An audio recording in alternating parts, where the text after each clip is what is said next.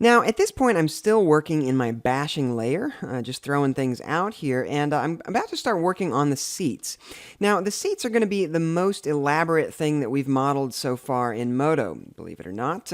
This is actually going to be a fairly involved process, so it's going to take several videos to cover it. So stay tuned. Okay, so here we are building kind of just the base like bottom block of this seat. And if it looks small, that's only because this is a very large car. You just have to remember that. You know, the top of this hood is as tall as a full-grown man, just about. So, I mean, the driver won't be able to see over the hood. He'll be kind of looking off to the side. So anyway, once we have this sort of blocked in, the next step would be, well, indicative of what you might do with any of these parts. Once you're done with it, you want to put it into its own mesh item and kind of build it out. So let's do that with this guy. I'm going to select these polys, cut them using Control X, N for new mesh, and Control V to paste. That's a really common little set of moves there. Control X, N, Control V. And then I'm going to take that and rename it my seat. And then we can select this stuff, or not really, and head over to Mesh Edit, Subdivide, Faceted. That's going to take each one of those big polys and break it into 4 smaller ones. I'm going to do that again, this time using a shortcut. Shift D on the keyboard, followed by the Enter key, will also subdivide all those polygons in roughly the same way. Now, I'm ready to really focus in on this seat, and right now it's a little hard to see what's going on. Before we move anywhere, though, if I have my viewport settings, visibility, show centers set to selected, then I will see that the item center for this item is way over here on the left, right at the item, or at the world origin, I should say, whereas my geometry is over here, not co-located with that center. That's going to make my life difficult in many ways. So let's select the seat in item selection mode, head up to the Edit menu, down to Center to Bounding Box, and Center. It's going to just plop that right down there in the middle. After that, of course, we can head up to the View menu and down to Hide Unselected Items, or just hit Shift-H on the keyboard to hide all that other stuff. And finally, to center all of this stuff so that we're working around the origin, we can just head over to the Items list, and in this third column from the left, just to the left of the seat item, we can click in that column to make that our current reference center, and now we are working right around that one item. Now, the first thing I notice about this is that these top polys are quite large, really nice big squares, whereas these side ones are really long and squat. One of the themes we're going to enter into here as we build this seat is that we want for our mesh geometry to be as uniform as possible. And that's especially relevant if you're going to be sculpting that mesh. We are going to be sculpting leather onto this, and when you sculpt, you want a nice, clean, even mesh with very relaxed, untwisted polygons. So let's select 3 of those edges, L for loop, and delete them. That's going to even this out a little bit. And now we're ready to start working on topology. Now, topology is a great, big, hairy subject with lots of people with opinions and ideas of various types. I'm going to do things in one way, and someone else might do them in another. But essentially, topology is all about edge loops. It's all about creating loops that follow the path of the geometry you're trying to create. In this case, we have a seat that needs to run around in a U-shape like this. So this horseshoe shape needs to have edge loops running around it. And I have a really nice, easy way of doing that. We need to basically pivot these edges. So I'm going to hit C for edge slice, click this point, and I'm done with that one. Now, as you know, I don't have to drop that tool by hitting escape and then pick it back up again. I can just shift-click on this point, and then click on that point, and that'll give me another one. And then I can come over here, and shift-click on this point. Now, when I did that, I intentionally made a little mistake. Notice that T equals 96.5%. I'm not all the way at one end or the other of this edge. That's a very easy thing to do by accident with the Edge Slice tool. So here's a tip for you. Instead of clicking on vertices, with Edge Slice, I almost always just drag along an edge that's adjacent to the vertex I'm trying to grab. That makes it much easier to grab them, and it's much more bulletproof. Let me show you that again. I'm going to hold Shift and just slide right on that edge to get all the way to 100%. Then I'll hold on this edge and slide right to 0, and we're done with that one. Now I'm done. Let's hit escape to drop that tool. And now we have these little triangles created in the corners. Obviously, triangles should be avoided. But if I go to edge selection mode and double click on each of these edges to select the loop, notice that the loop terminates right here at this pole. Hit backspace, and suddenly we have all quads again. And not only are these quads, but now we're wrapping nicely around the back. We have edge loops that follow the topology that we're trying to create. So if I select a couple of these polys, I can head over to the loop slice command in the mesh edit tools, or just Alt-C on the keyboard and click in the viewport to activate it. Then set my count to 1, so I get exactly 1 loop slice right down the middle. Hit escape to drop the tool. And we're done with that one as well. And that gives us just a little bit more geometry here. Now you will notice that we've just created some rather large polygons here. We have one here, we have one here, and those are twice as wide as the ones adjacent to them on either side. So we're going to want to even that out. Let's select a couple of these and do Alt-C to add a loop slice there. Head around here, and I'm going to do the same thing on this side. And before I do that, let me activate symmetry on the X. That way we'll be sure to get those exactly symmetrical. And turn that back off. I don't keep symmetry on all the time. I usually just turn it on when I need it, and then usually just remember to turn it back off. Now, you will notice we have some long polys here, short polys here, some kind of oblong ones here. Things don't have to be perfectly uniform. We're just going to try to keep them relatively uniform, okay? And we're going to clean some of this up later anyway. Now that we have this geometry, let's select this U shape, and a quick way to do that would be to select a few of the polys and then hit the up arrow to expand that selection the rest of the way around. Then hit B for bevel, click in the viewport, and pull that up a little. Let's go to the right view, pull it up about like so, I don't know, something like that, and hit escape to drop that tool. Now I need to see the rest of my car body in order for this to work, or in order to, I guess, to see what I'm doing as I do it. So let's go to item selection mode. I'll hit 5 on the keyboard to get there. Then hit U for unhide, and that will show me my car body again. And because Moto has these different selection modes, one of the really nice things is that if I hit 3 and go back to poly selection mode, my previous selection is remembered. I still have those selected polys. Now I can just move those up however I want.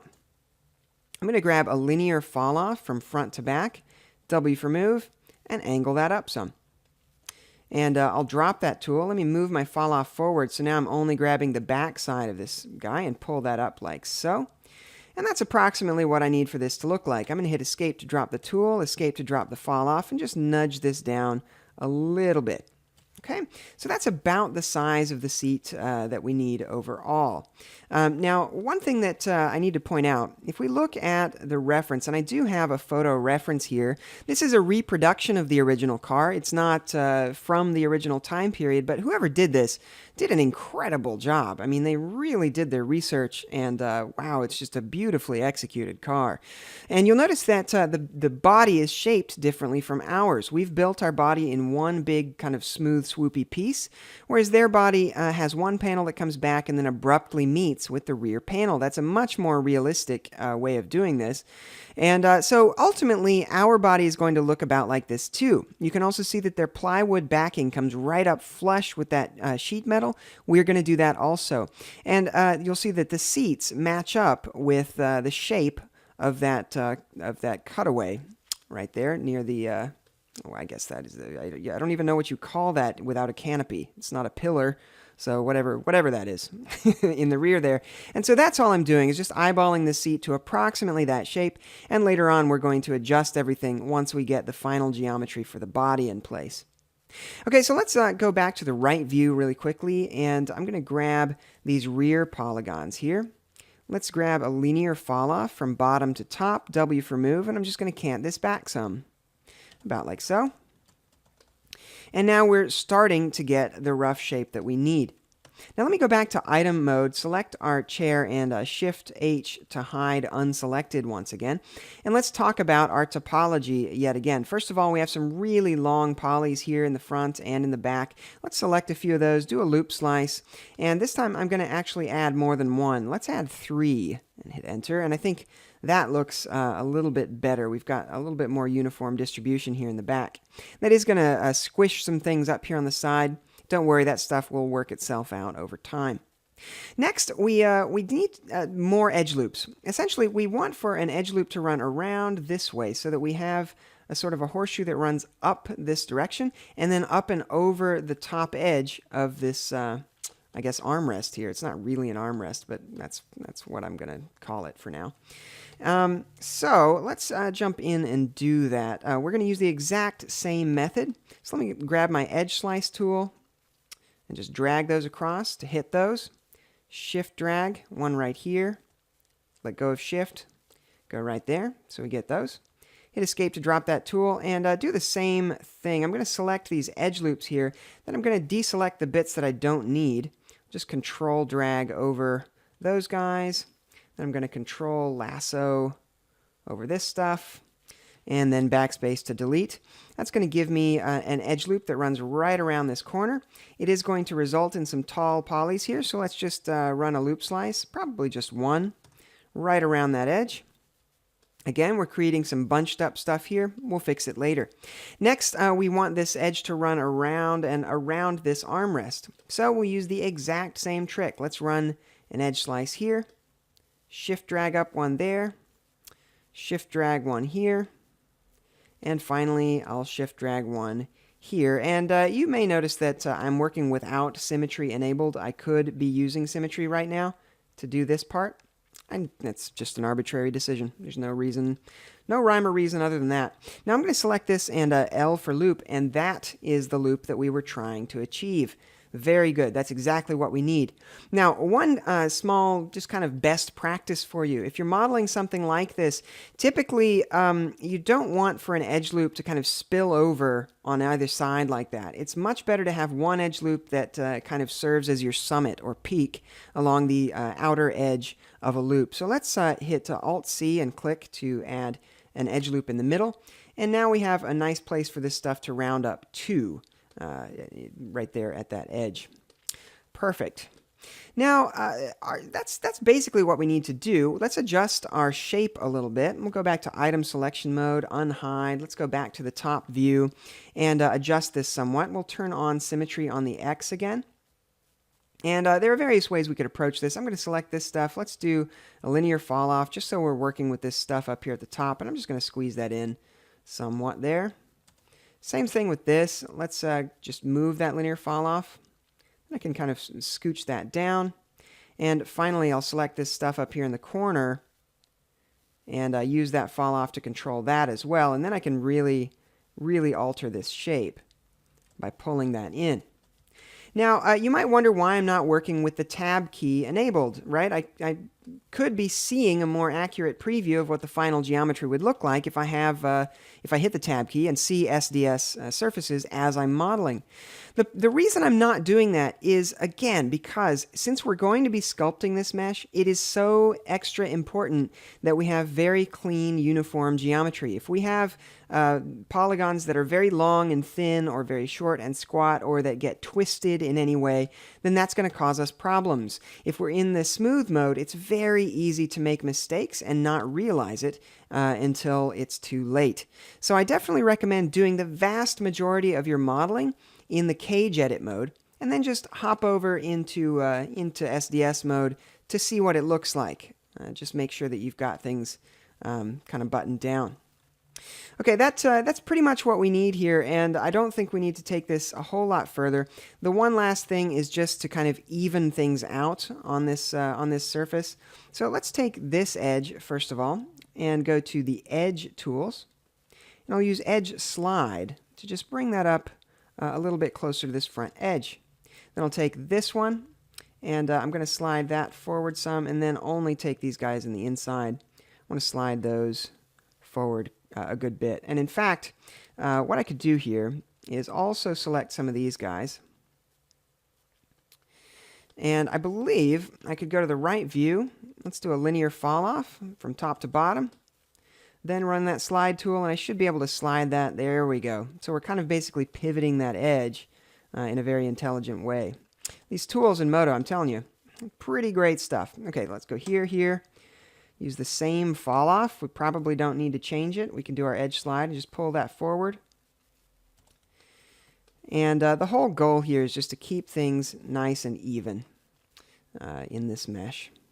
Now, I'm going to go through the rest of this mesh and basically manually clean it up. There are a couple of other tricks to know about. Let me select these, slide them forward. So here's another trick. I could select these polys, just these ones right here in the middle, run the smooth command in the mesh edit tool. Sorry, they're in the deform tools.